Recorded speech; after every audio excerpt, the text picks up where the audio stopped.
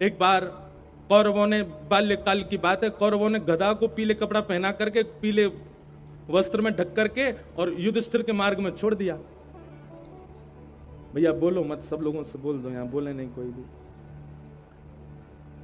तो कौरवों ने पीले वस्त्र में ढक करके गधा को छोड़ दिया। युधिष्ठिर जी महाराज भ्रमण करते करते गए और अपने नियम के अनुसार पीत देखते ही उन्होंने प्रणाम किया। कौरव सब हंसी उड़ाने लगे, देखो देखो गधा को प्रणाम कर रहा है। युधिष्ठिर जी महाराज बोले, गधा नहीं है, मेरे लिए श्याम सुंदर है ये। कौरव बोले, हमने ही तो गधा को पीले कपड़ा पहना के खड़ा किया है, तुम कैसे कह सकते हो कि श्याम सुंदर है? बोले, मेरा विश्वास कहता है कि श्याम सुंदर है, और नहीं तो तुम देख लो। जैसे गधा के ऊपर से पीत वस्त्र हटाया तो गधा की आकृति दिख रही थी बाहर से, लेकिन जैसे पीत वस्त्र हटाया तो गधा तो अंतर ध्यान होगा। एक जैसे घुटमुन बालक खड़ा होता है ना, घुटमुन चलता है, ऐसे ठाकुर जी वहां पर खड़े हुए हैं। ठाकुर जी प्रकट हो गए।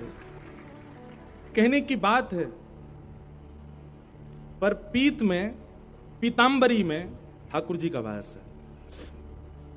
अगर कभी आपको कहीं मंदिर जाने का अवसर ना मिले, कभी आपको ठाकुर जी के दर्शन करने का अवसर ना मिले, वृंदावन की बहुत याद आवे, वादना पीरोई पहन के घूमो और यूं ही विचार करो कि श्री ठाकुर जी आपके अंग से लगे हुए हैं। ये ठाकुर जी को स्वरूप है। तो आज आप सब लोगों का जो स्वरूप है उससे ही पता चल रहा है कि आज नंदोत्सव होने वाला है। मैं कथाओं में कहा करता हूं कि हमारी बाह्य आवरण से हमारी स्थिति पता चल जाए, इसको भक्त लक्षण कहते हैं।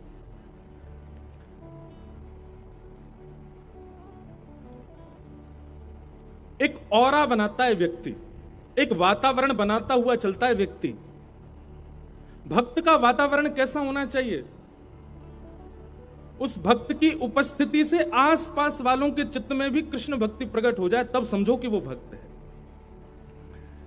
मीराबाई बहुत सुंदर थी, इतनी सुंदर थी कि महाराज कोटि कोटि नवरत्नों को भी वार दिया जाए मीराबाई पर तो भी कम पड़े, इतनी सुंदर थी मीराबाई। पर मीराबाई का स्वरूप सौंदर्य कैसा था?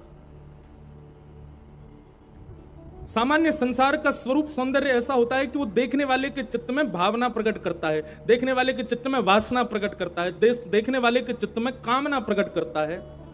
पर मीराबाई का स्वरूप कैसा था? इतनी सुंदर थी कि मीराबाई को देख करके यदि किसी के चित्त में काम भी होता था ना, तो काम मर और जाता था, प्रकट तो बहुत दूर की बात है। मीराबाई का जब ब्याह हो गया तो जहां ससुराल था मीराबाई का, वहां संतों की भीड़ लगने लग गई। आपके पतिदेव ने जाकर के संतों से पूछा कि आप लोगों को ऐसा मीराबाई में क्या दिखता है कि आप देखने के लिए चले आते हो? तब सब लोग कहते, बोले मीराबाई का स्वरूप ऐसा है कि उनके रूप को देखने के बाद, उनकी एक छटा देखने के बाद में कृष्ण और प्रिय लगने लग जाते हैं। हमारा आपका स्वरूप कैसा है?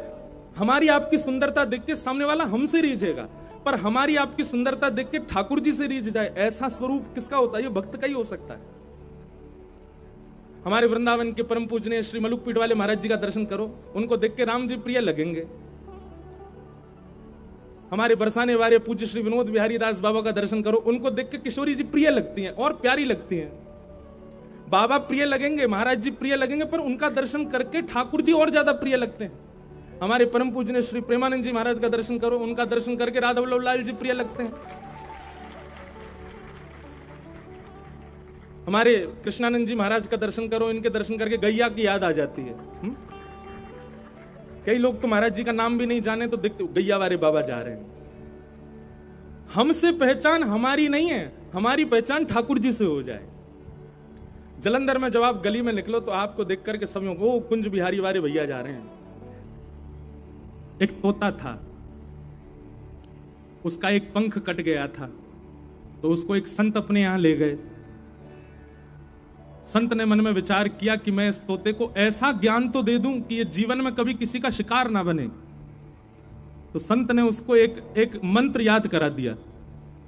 तोता से बोलते, भेलिया आएगा, जाल बिछाएगा, दाना डालेगा, फंसना मत, फंसना मत, फंसना मत। और तोता तो तुरंत रट लेता है। संत जब भी उसकी ओर देखते बोलते, बोलो तोता, तो बोलता, भेलिया आएगा, जाल बिछाएगा, दाना डालेगा, फंसना मत, फंसना मत, फंसना मत। संत बोलते अब इसको तुम याद कर लो अच्छे से। तोता ने याद कर लिया, आते जाते हर समय बस यही बोलता, भेलिया आएगा, जाल बिछाएगा, दाना डालेगा, फंसना मत, फंसना मत, फंसना मत।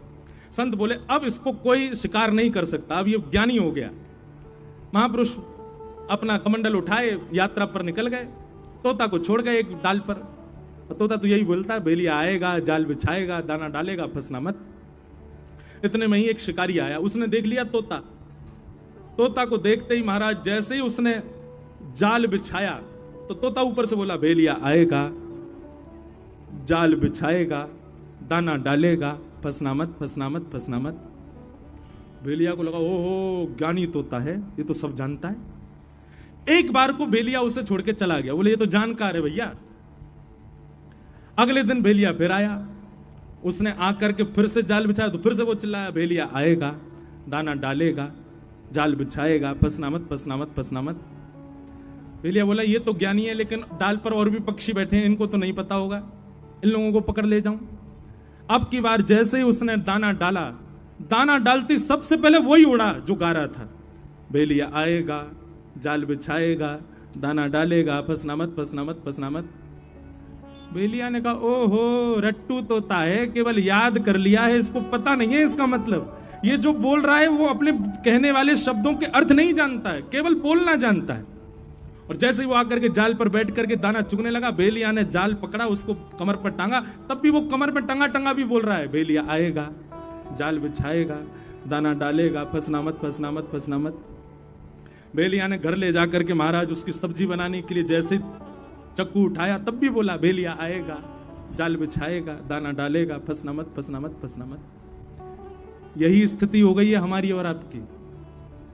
हमको याद तो हो गया है हनुमान चालीसा, लेकिन हमारे जीवन में कर्म रूपी भेलिया जब आता है और हमारे साथ में खूब उपद्रव करता है, तब हम गाते तो भूत पिशाच निकट नहीं आवे, महावीर जब नाम सुनावे, नासरो घरे सब पीरा, जपत निरंतर हनुमत वीरा, संगर दे हनुमान चुरावे मंत्रम। लेकिन कर्म जानता है कि इसको मतलब नहीं पता है, ये केवल रटना जानता है, केवल रट लिया है। तो रटने से फायदा केवल इतना होगा कि एक बार आपके दुष्कर्म आपको छोड़ देंगे, ये जान के कि आपको ज्ञान होगा। लेकिन वो कर्म दोबारा जब लौट करके आएंगे, देखेंगे इसने तो केवल रट रखा है, जानता कुछ भी नहीं है।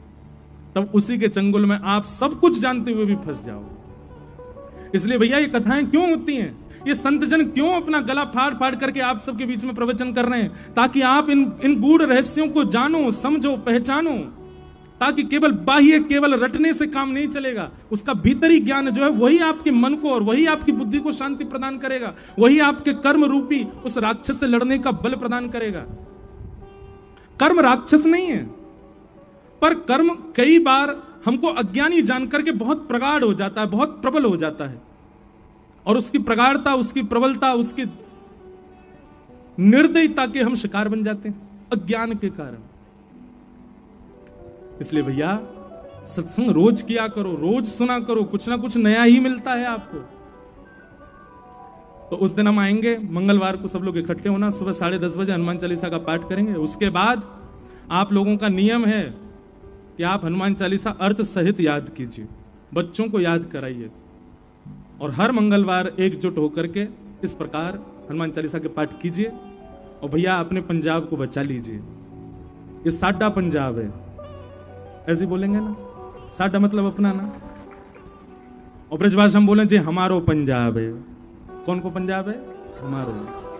तो भैया या हमारे पंजाब को न बचाओ। हमारे वृंदावन बिहारी लाल के सबसे ज्यादा प्रेमी पंजाब से ही है, सब पंजाब से आते हैं। हमारे बिहारी जी को अच्छो ना लगे भैया, आप सब लोग या तरीका के व्यसनन में पड़ जाओ, आप अपनी कुल मर्यादा को त्याग दो, आप अपने धर्म को त्याग दो। बिहारी जी को कितना कष्ट होता होगा। बिहारी जी को प्रसन्नता के लिए या को करो कि भैया अब जो बच्चे हैं उनको बचाए रखो, और जो आवे वाले उनको भी बचाओ। सबको सम्मान करो पर अपने घर के रहो, ऐसी हमारी प्रार्थना है। बोले नाथ, जब इंद्र ने मेघमालाओं को आज्ञा की और गड़गड़ करके काले बादलों ने आकाश को घेर लिया, तब आपने द्रत मंदर आपने एक पर्वत को उठाया। पर कैसे उठाया?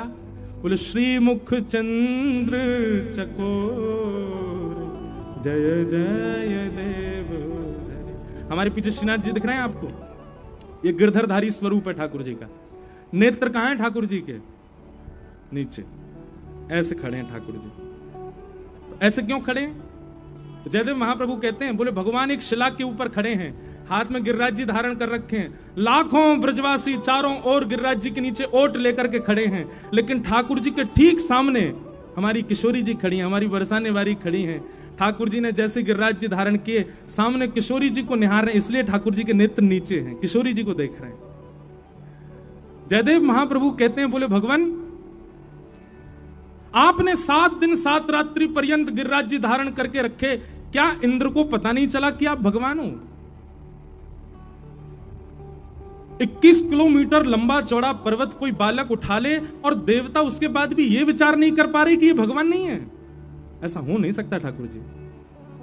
इतने विशाल पर्वत को आपने वाम हंस की कन्नी उंगली के नख पर धारण कर लिया, देवताओं में तो अफरा तफरी मच गई थी। जयदेव महाप्रभु कह रहे हैं, और सब दौड़े दौड़े इंद्र के पास गए, बोले इंद्र अभी वर्षा बंद कर, देख नहीं रहा है कौन है? साक्षात परमात्मा है, उन्होंने ही नख पर गिरिराज जी धारण किए, कोई सामान्य बालक नहीं कर सकता, अरे कोई राक्षस भी ये नहीं कर सकता, ये साक्षात जगदीश्वर हैं, अभी वर्षा बंद कर दे, नहीं तो तेरा हाल अच्छा नहीं होगा। इंद्र ने तो वर्षा बंद करनी चाहिए। धीमी वर्षा जैसे ही होने लगी, सोई ठाकुर जी ने इंद्र की ओर देखा, बोले देख ना रो है, श्री जी सामने खड़ी है हमारे, और श्री जी के दर्शन करवे को हमको सौभाग्य मिल रहा है, ऐसा सौभाग्य बार बार ना मिले। अरे इंद्र जिस श्री जी कभी कहीं को चली जाए, कभी कहीं को चली जाए, हमारे नेत्रन के आगे डटे ही ना है।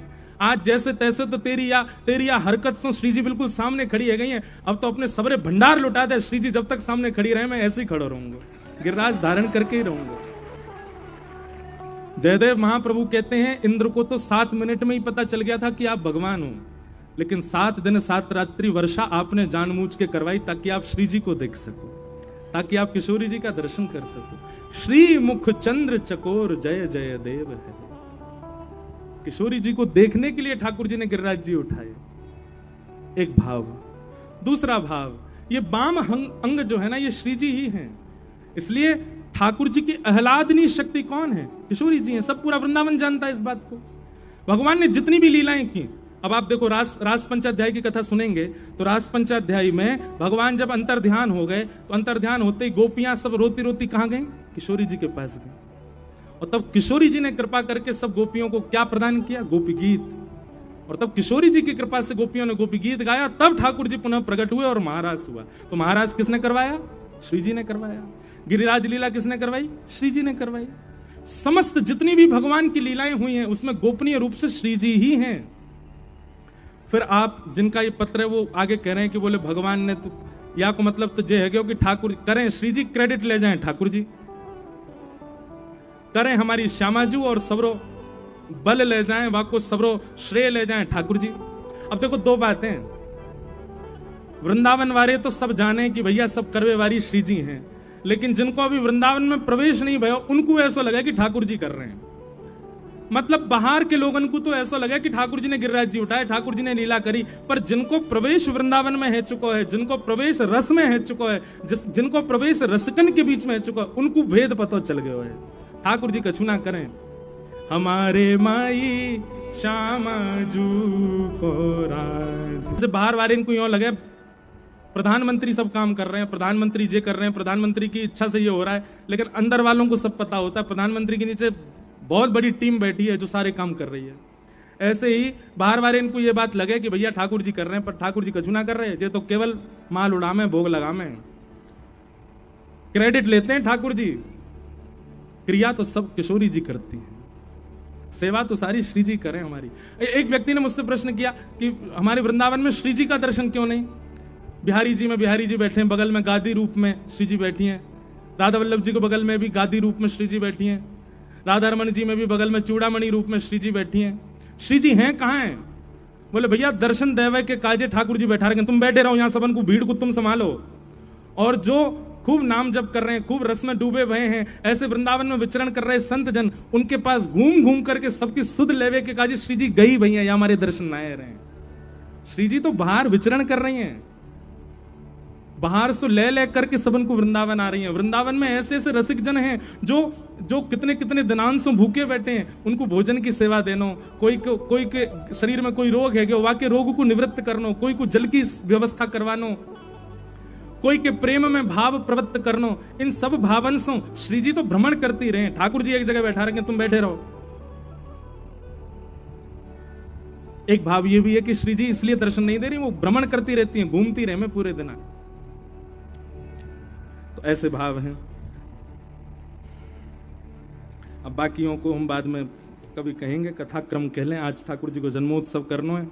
अभी तक तो परीक्षित को श्राप नहीं लगो, और ठाकुर जी को कथा, हमारी कथा ऐसी है भैया, हम बहुत पीछे रह जाते हैं कथा कहते कहते, भाव इतने आ जाते हैं। 1 महीना की कथा कराई एक बाबा ने नासिक में, बामा हम प्रहलाद चरित्र तक ही पहुंच पाए 30 दिना में, इतना आनंद आवे।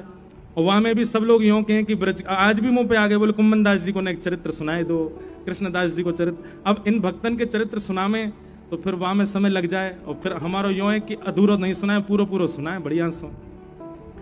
फिर भी आओ आज के क्रम में प्रवेश करें। वेदव्यास जी महाराज ने भागवत की रचना की। सूक्ष्म में समझिएगा बातों को। एक तो कोई उठ के नहीं जाएगा आज नंदोत्सव से पहले, चाहे तुम्हें गर्मी लग रही हो, चाहे तुम्हें प्यास लग रही हो। हमारी स्थिति आपसे ज्यादा खराब है, पर फिर भी हम पूरे बैठ के कथा सुना रहे हैं। इसलिए आप लोग आज उठ के नहीं जाओगे, और फिर उठ के जाओगे तो फिर कोई बात नहीं, चले जाइए, कहा कर सके हम, आप ही वंचित रह जाओगे। वेदव्यास जी ने भागवत की रचना की। जब वेदव्यास जी महाराज पहले ही 18 उप पुराण लिख चुके थे, 17 महापुराण लिख चुके थे, 4 वेद लिख चुके थे, महाभारत लिख चुके थे, तो फिर एक और भागवत ग्रंथ लिखने की आवश्यकता क्यों हुई? तब वर्णन करते हैं कि वेदव्यास जी ने अभी तक जितने भी ग्रंथ लिखे हैं ना, उन सब में धार्मिक व्यक्ति को संतोष हो जाता है उन ग्रंथों को पढ़ने से। बहुत ध्यान से सुनना। धर्म, अर्थ, काम और मोक्ष, इन 4 पुरुषार्थों को पाना जिनकी स्थिति है, उनके लिए तो वो सारे ग्रंथ बहुत अच्छे हैं। जिसको धर्म से लगाव है, जिसको अर्थ की कामना है, अर्थ माने धन, धर्म, अर्थ, जिसको बहुत सारी कामनाओं की पूर्ति करनी है, और जिसको मोक्ष की कामना है, ऐसे 4 प्रकार के लोगों के लिए बाकी के सारे ग्रंथ बड़े बड़े श्रेष्ठ हैं। पर जो पंचम पुरुषार्थ का अनुयायी है, उसके लिए वे काम नहीं आने वाले। पंचम पुरुषार्थ किसको कहते हैं? पंचम पुरुषार्थ कहते हैं प्रेम को। किसको कहते हैं? प्रेमी व्यक्ति कई बार धर्म की बाउंड्री में नहीं रह पाता। प्रेमी व्यक्ति कई बार अर्थ की स्थिति में नहीं होता। मीराबाई धनवान थी, पर फिर भी धन नहीं था। सूरदास जी धनवान थे, पर फिर भी धन नहीं था। किसी भी भक्त को आप उठा करके देख लो, धनवान एक भी नहीं मिलेगा आपको। क्यों? अर्थ है ही नहीं। प्रेमी व्यक्ति के पास में धर्म की आड़ में वो रह नहीं पाएगा, वो उससे परे हो जाता है। और कर्मा भाई, धर्म तो कहता है कि सुबह उठ करके स्नान ध्यान करके पवित्र अवस्था में भगवान की सेवा करो। और कर्मा क्या कर रही है? बिना नहाए धोए सुबह सुबह दातुन कर रही है, और ठाकुर जी खिचड़ी बना रही है। थाली भर के लाई खींचड़ो, ऊपर घी की बात की, जीमो म्हारा शाम घनी जमावे बेटी जाट की। और ठाकुर जी दौड़े दौड़े आते हैं कर्मा बाई की वो खिचड़ी पावे के लिए। अब सबरी की भक्ति कैसी? अब यहां धर्म कहां है? ठाकुर जी को झूठा खिलाना चाहिए? नहीं। पर सबरी क्या कर रही है? बेर खाती है, चख के देखती है, अगर खट्टे होते हैं तो दूर फेंक देती है, मीठे होती है तो ठाकुर जी को दे दी, इसको पाओ। ठाकुर जी उसका झूठा पा लेते हैं। तो प्रेमी व्यक्ति जब हो जाता है ना, तो धर्म की कई बातों से ऊपर निकल जाता है। अर्थ की उसको इच्छा नहीं होती, धन की इच्छा नहीं होती प्रेमी व्यक्ति को। धर्म, अर्थ और तीसरी बात काम, संसारी कामना तो होती नहीं है प्रेमी की। उसकी तो केवल एक ही कामना है कि बस ठाकुर जी हमसे रीझे रहे हैं, ठाकुर जी हमारे प्रसन्न रहे, ठाकुर जी हमारे राजी रहे। उसकी एक ही कामना है। तो ना तो वो धर्म से बंधा है, ना वो अर्थ में बंधा है, ना वो कामना में बंधा। और सबसे अंतिम बात, प्रेमी भक्त को मोक्ष की भी कामना नहीं है। हमारे वृंदावन जाओ, ब्रजवासियों से पूछो मुक्ति चाहिए, तो ब्रजवासी कहेंगे मुक्ति उन्होंने सी खारी लागे भैया, हमें मुक्ति नहीं चाहिए, मुक्ति की कामना नहीं है। अरे कहां तक कहें, श्री उद्धव जी महाराज जब वृंदावन जाते हैं तो वृंदावन जाकर के विधाता के आगे झोली फैला करके कहते हैं मेरा पुनर्जन्म वृंदावन में हो जाए। विधाता कहने लगे उद्धव तुम बृहस्पति के शिष्य हो, तुम जानते हो कि मानव जन्म से मुक्त होने के लिए हम मानव बने हैं। हम संसार से मुक्त होने के लिए मानव, तुम कह रहे हो कि मुझे दोबारा पृथ्वी पे भेज दो, बोले भेज दो पर वृंदावन भेज दो, वृंदावन के तज हमें और कुछ नहीं चाहिए। वृंदावन की बात आ जाती, इतने सारे पद मेरे मन में घूमने लगते हैं। हमारे रसिकजन कहते हैं कि भैया वृंदावन तो बार बार मांगो ठाकुर जी से,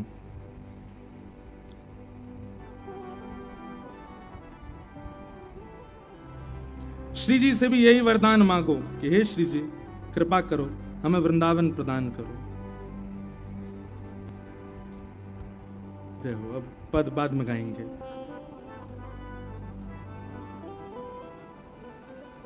बोलो वृंदावन धाम की जय।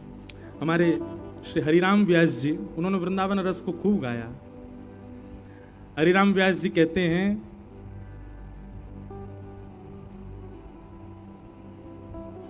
धन धन वृंदावन की चेंटी,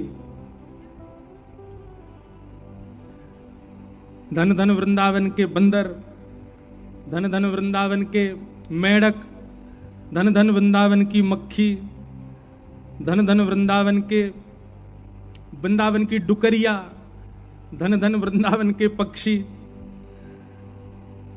एक अभय राम जी करके हुए हमारे वृंदावन में, उन्होंने वृंदावन को खूब भाव से कहा।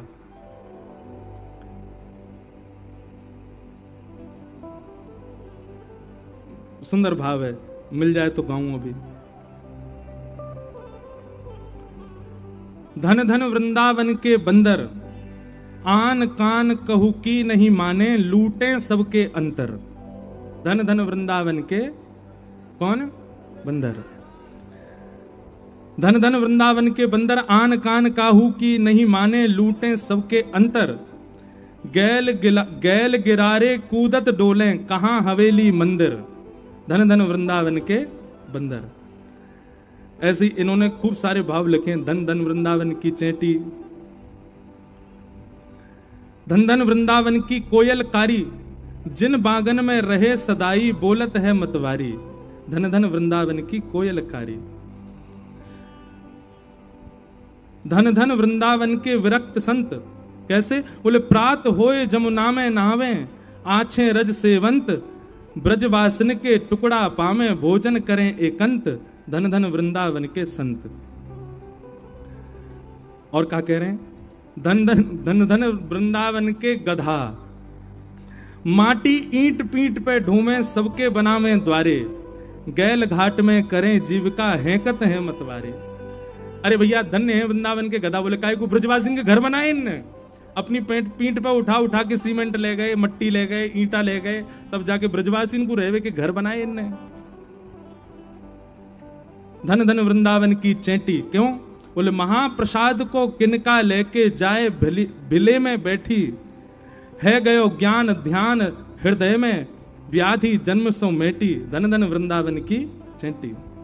धन धन वृंदावन के मेढक, ठाकुर की मोरी पे बैठे, बोले न्यारे न्यारे, महाप्रसाद को पानी पी में, मिट गए पाप सवारे।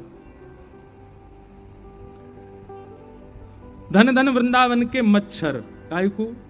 साधु संत के अंग को खामे, भजन करावन वारे। बोले भजन करें पूरे दिन साधु संत, पूरे दिन राधे राधे राधे राधे जपें साधु संत, और उनके अंग को जाकर के मच्छर खा जाए, उनके रक्त की एक बूंद लेकर के वो मच्छर मर जाता होगा तो वाकू वैकुंठ मिलता होगा। क्यों? बोले राधा राधा जब्बे बारे संतन को खा के आया भैया। धन धन वृंदावन के मच्छर प्यारे। जमुना तीर नीर पे बैठे, गुंजारे मतवारे, धन धन वृंदावन के मच्छर प्यारे। तो ऐसे वृंदावन तो भैया अद्भुत है। हम ब्रजवासीन को मुक्ति की कामना नहीं है, हम तो एक पद गाते हैं, बधाई में। आज नंदोत्सव है ना, सब लोग झोली फैलाओ, बधाई लो। अभी ठाकुर जी को जन्म नहीं भयो, पहले बधाई लो। सब लोग कईयों मेरे संग में हैं। हम अपने गिरधर लाल जी के जन्मोत्सव पे यही बधाई मांगते हैं ठाकुर जी से। मिलता है निज ब्रज मतलब निज वृंदावन।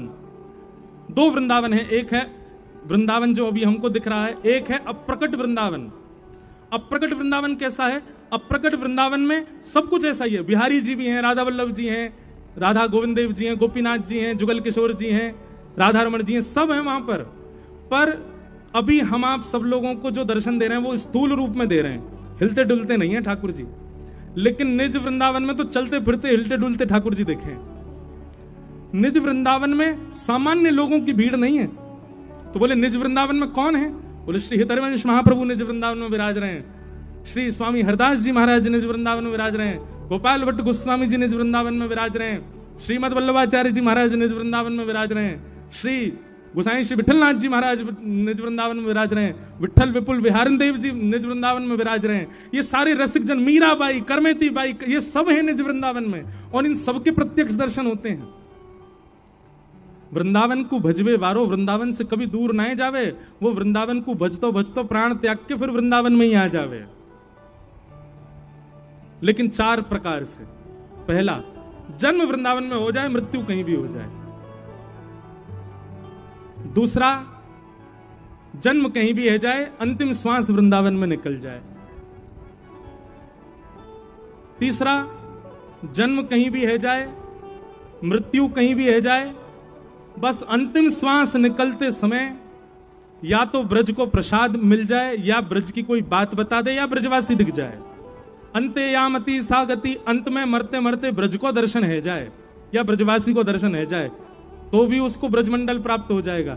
और चौथा, सबसे अनूठा और सबसे अद्भुत उपाय क्या?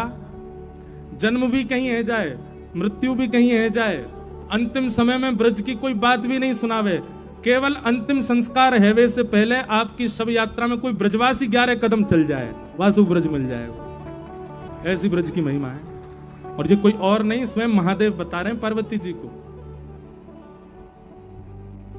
इतनी कृपा है ब्रज की। तो भैया ब्रजवासी मुक्ति की कामना ना करें, ब्रजवासी तो यूं के हमको फिरते ब्रज मिल जाए, बस यही चाहिए हमें। प्रेम लक्षणा भक्ति जिसके चित्त में होगी वो मुक्ति की कामना नहीं करता है। श्रीमद् भागवत में स्वयं कपिल देवूति संवाद में भगवान कहते हैं, दीयमान न ग्रहणंती। प्रेमी भक्त कैसा होता? बोले उसको मैं मुक्ति देता हूं, वो भागता हो रहा है। बोले नहीं, मुक्ति नहीं चाहिए, तो क्या चाहिए? बोले हमको वृंदावन दे दो, हमको ब्रज दे दो। ब्रज वृंदावन में रहेंगे, दिन रात आपका नाम गाएंगे, कथा सुनेंगे, दिन रात आपके दर्शन करेंगे, बस यही हमारा जीवन बन जाए, ऐसी कृपा करो। तो भागवत जी की रचना क्यों की वेद व्यास जी ने? चतुर्विध पुरुषार्थ का पालन करने वाले लोगों के लिए बहुत सारे ग्रंथ हैं, पर जो प्रेम के उपासक हैं उनके लिए आपने क्या लिखा? तब व्यास जी महाराज मन में चिंतन करने लगे, बोले कि मैं क्या करूं? बोले कि अब समाधि लगाइए और ऐसे ग्रंथ का निर्माण करो जिसको पढ़ने सुनने के बाद भगवान में श्रद्धा नहीं, भगवान में विश्वास नहीं, भगवान में आस्था नहीं, भगवान से प्रेम हो। आस्था, विश्वास, श्रद्धा, ये तो नास्तिकों की भी कई बार हो जाती है, पर ठाकुर जी से प्रेम हो जिस ग्रंथ को सुनकर के, ऐसा कोई ग्रंथ लिखिए वेद व्यास जी। तब वेद व्यास जी महाराज ने भगवान के प्रेम स्वरूप का चिंतन करते हुए 18वां पुराण लिखा, जिसका नाम है श्रीमद् भागवत महापुराण। देखो, मन जहां होता है ना, आपका तन वैसा ही हो जाता है। मन आपका कथा में होगा तो ना आपको भूख लगेगी, ना प्यास लगेगी, ना पाम में दर्द होगा, ना पसीना की पतो होगी। मन को लगा लो ठाकुर जी, बड़े भाव से सुनो। अजब कुमारी, रोज ज्वर चढ़ता था, उनका ज्वर उतरे नहीं किसी औषधि से। उन्होंने पिताजी से कहा, पिताजी ये रोग ऐसे नहीं जाएगा, मुझे आप वृंदावन भेज दो और मैं सदा के लिए वृंदावन रहूं, वहीं ठाकुर जी की सेवा करूं। चाकर रहसू बाग लगासू, नित उठ दर्शन पासू, वृंदावन की कुंज गलन में हरि की लीला गासू। श्याम मने चाकर राखो जू, हरि जी मने चाकर राखो जू। पिताजी मुझे वृंदावन भेज दो। पिता राजा थे, मना कर दिया, बोले बिल्कुल नहीं, तुझे दर्शन करने जाना है, तू चली जा, सेना तेरे साथ जाएगी, दर्शन कर, 2-4 दिन रुक, वापस आ जा, रुकने के लिए नहीं। क्या कहेंगे लोग? राजा की बेटी राजकुमारी वृंदावन बस गई, वहां जाकर दासियों की तरह रहती है। पिता ने आज्ञा नहीं दी। अजब कुमारी 4 दिन के लिए वृंदावन आई। बहुत ध्यान से सुनना। और वो मंदिर में पीछे खड़ी होती है सबसे, और दूर खड़ी खड़ी ठाकुर जी के सामने रोते हुए कहती है, श्रीनाथ जी के सामने, पिताजी तो नहीं मान रहे, आप मान जाओ। दो ही ऑप्शन है मेरे पास, या तो मुझे यहां बसा लो या फिर आप मेरे साथ चल दो, क्योंकि मैं आपके बिना नहीं रह सकती। पर ठाकुर जी तो बड़े ऐठीले हैं ना, यूं ही खड़े रहे, कुछ करते थोड़ी है, चाहे कितना रो कितना फिपियाओ इनके आगे, यूं ही खड़े रहेंगे, कोई इन पे दया तो आती नहीं इनको बिल्कुल भी। अजब कुमारी ने लेकिन इसका एक उपाय ढूंढा और मंदिर के अधिकारी के पास जाकर के बोली, मुझे मंदिर में कोई सेवा दे दो। अधिकारी जी बोले, मंदिर में तो सारे पुरुष ही सेवा करते हैं और तुमको कैसे सेवा देते हैं। बहुत प्यार प्रार्थना की तो अधिकारी जी बोले, अच्छा तुमको कुछ कला आती है, नाचना आता है, गाना आता है, कुछ आता है तुम पे? बोले, मैं राजकन्या हूं, राजकुमारी हूं, राजकुमारियों को ज्यादा ऐसे नाचना गाना वो नहीं है, हमारे पिताजी को पता चल गया तो बहुत नाराज होंगे। तो बोले, फिर क्या क्या करोगी ठाकुर जी, क्या कुछ तो करो सेवा। तो उसने कहा, मुझे चौसर खेलना बहुत बढ़िया आता है, मैं ठाकुर जी के संग चौसर खेलूं। तो बोला, हाँ तुम यही क्या करो, तुम ठाकुर जी के साथ चौसर खेला करो। तो अजब कुमारी क्या करती थी, राजभोग के बाद दर्शनार्थी पीछे से दर्शन करते, वो सन्मुख बैठ के श्रीनाथ जी के और चौसर खोल करके और पासा एक बार अपनी तरफ से चलती और दूसरी बार ठाकुर जी की तरफ घुमा के ठाकुर जी की तरफ से चलती, ठाकुर जी की तरफ से खेलती ठाकुर जी के साथ। अजब कुमारी चौसर खेलने में इतनी निपुण थी कि उससे कोई जीत ही नहीं सकता। महाराज जब वो चौसर खेलती थी ना, तो जब अपनी चाल चलती और जब ठाकुर जी की चाल की बारी आती तो सामने श्रीनाथ जी को पसीना आ जाते, बोल अब मैं हारूंगा, जो मोह हरा देगी। और जब उनके प्रश्वेत के बिंदु आते, अजब कुमारी उस प्रश्वेत को बिंदु को देख लेती और बिंदु को देखते देखते ऐसी चाल चलती कि ठाकुर जी जीत जाते, वो हार जाती। सोई ठाकुर जी की दो दतुइयां दिख जाती, हंस जाते ठाकुर जी खड़े खड़े। इस छवि का अवलोकन अजब कुमारी करती। 3 दिन तक तो ठाकुर जी जिताए वाने, अब आया चौथा दिन, जिस दिन उसको वापस जाना था। आज सुबह से ही आंखें लाल पड़ी हैं, मन घबरा रहा है, हाथ पैर कांप रहे हैं कि अब वापस जाना है। और ठाकुर जी यहां मंद मुस्काए, बिल्कुल सधस के खड़े, आ जाऊं मैं जीतूंगा। अजब कुमारी ने सामने चौसर बिछाया और ठाकुर जी को देख रही है, अश्रु भरे हैं नेत्रों में, क्रोध में देख रही है। बोले, आज नहीं जीत पाओगे आप, हर बार आप जीतोगे ऐसा थोड़ी होगा, आज तो मैं हरा के जाऊंगी आपको। तो मानो मन ही मन ठाकुर जी कह रहे हैं, मेरी नाक कट जाएगी, ऐसा मत करे, मुझे जिता जा। अजब कुमारी बोली, आज नहीं जिताऊंगी, आज तो आपको हारना ही पड़ेगा। और अजब कुमारी ने ऐसी ऐसी चाल खेली, ऐसी ऐसी चाल खेली, और दिना तो प्रश्वेत आते ठाकुर जी को, आज तो पूरे वस्त्र ही गीले है पसीना थे। ठाकुर जी घबरा रहे हैं, बोले आज हरा देगी जी, आज नहीं मानेगी। बस अंतिम चाल चलनी थी और ठाकुर जी पूर्ण रूपेण हार ही चुके हैं, अब जीतने की कोई गुंजाइश नहीं है। गुसाई लोग सब खड़े होकर के देख रहे हैं, बोले भैया आज तो हमारो लाला हार गए हो। अजब कुमारी की एक चाल और उस एक चाल में जीत हार का निर्णय हो जाना था। जैसे ही अजब कुमारी पासा घिसने लगी, सामने खड़े ठाकुर जी मानो मंद मंद कह रहे हो, कछु मांग ले, जो मांगेगी सो दूंगा, लेकिन मुझे जिता दे। अजब कुमारी बोली, मांग लूं? बोले हाँ मांग लो, वचन दो जो मांगूंगी सो दोगे। बोले दूंगो, लेकिन पहले मुझको जिता। बोले देख लेना, पीछे मत हटना, फिर मैं कुछ भी मांग सकती हूँ। बोले तू जो मांगेगी सो देंगे, लेकिन आज मुझको जिता दे। और ऐसा पासा परोसा कि अंतिम बाजी में ठाकुर जी जीत गए और अजब कुमारी हार गए। और जैसे ही अजब कुमारी हारी, श्रीनाथ जी उसकी गोद में प्रकट हो गए, उसका आलिंगन कर लिया और आलिंगन करके बोले, मांग तो को क्या चाहिए, जो मांगेगी सो देंगे। अजब कुमारी बोली, चलो मेरे साथ राजस्थान, वहीं बस जाओ मेरे यहां, आपको नित देखूं, नित आपका दर्शन करूं, आपको देखे बगैर अब मैं एक क्षण नहीं रह सकती, आप चलो मेरे साथ। ठाकुर जी तो घबरा गए। ठाकुर जी बोले, मैं ब्रज तज कैसे जाऊं, मैं ब्रज छोड़ के कैसे जाऊं। अजब कुमारी बोली, अब बात से पीछे मत हटना, आपने वचन दिया था जो मांगूंगी सो दोगे, अब मैंने मांगा है तो दीजिए। और उसी अजब कुमारी के लिए हमारे गिरिराज धरण श्री श्रीनाथ जी श्री गोवर्धन से उदयपुर के पास नाथ द्वारा में जाके विराजमान हो गए। पूछरी के लौथा की प्यारे, ऐसे हमारे श्रीनाथ जी जिस ब्रज का कभी त्याग नहीं करते ठाकुर जी, उस ब्रज का त्याग भी एक भक्त वैष्णव के प्रेम भाव से कर लिया। अब बताओ।